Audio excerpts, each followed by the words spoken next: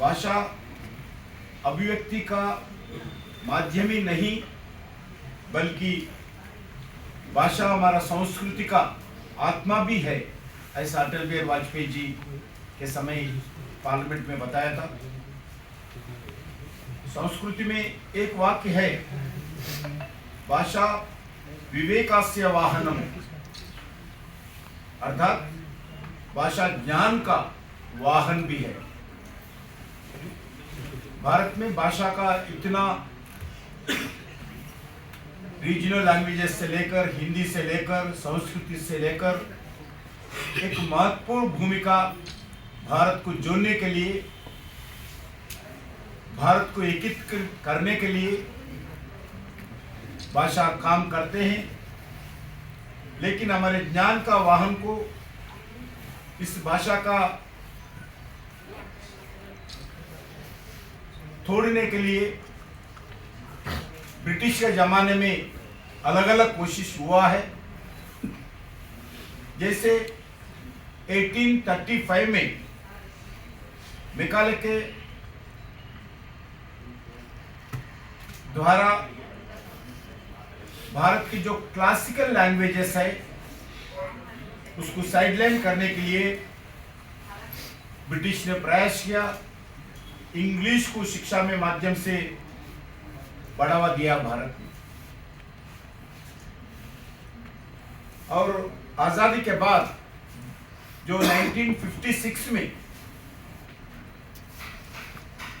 Linguistic basis पे भाषा के आधार पर राज्यों का पुनर्निर्माण हुआ था, जिससे भारत को कोऑपरेटिव फेडरलिज्म और एडमिनिस्ट्रेशन का भाषा एक सेंसिटिव इश्यू के आधार पर अलग अलग स्टेट्स भी बनाए गए थे।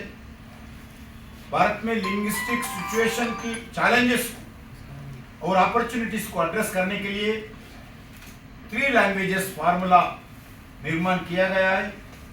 पिछले 70 वर्षों में इस फार्मूला को स्टेट्स एंड नेशनल लेवल पर अलग अलग स्कूल सिस्टम्स में हो, बोर्ड्स में भी हो, एक आइडियल स्ट्रैटेजी के रूप में इस 3 लैंग्वेजेस फार्मूला को स्वीकार किया था। मगर इस फार्मूला इम्प्लीमेंटेशन में लोगों का सेटिस्फैक्शन नहीं थे। लोगों के मन में था हमारा रीजनल लैंग्वेजेस, हमारा मातृभाषा, हमारा मदर टंग को हम दूर हो रहे। सिर्फ इससे 3 लैंग्वेजेस के द्वारा ही हमारा ज़िंदगी गुजारना पड़ता है, हमारे बच्चों का पढ़ाई करना पड़ता है, एम्प्लॉयमेंट में, रोजगार में यही 3 भाषा यूज करना पड़ता है। ऐसा 3 लैंग्वेजेस फार्मूला से भी देश के लोग संतुष्ट नहीं थे। जब आदरणीय प्रधानमंत्री नरेंद्र मोदी जी सत्ता में आने के बाद 2020 में नेशनल एजुकेशन पॉलिसी 2020 ने 3 लैंग्वेजेस फार्मूला को, उस सिस्टम को और फ्लेक्सिबिलिटी लाने के लिए प्रयास किया है। यानी अभी 3 भाषाओं से कम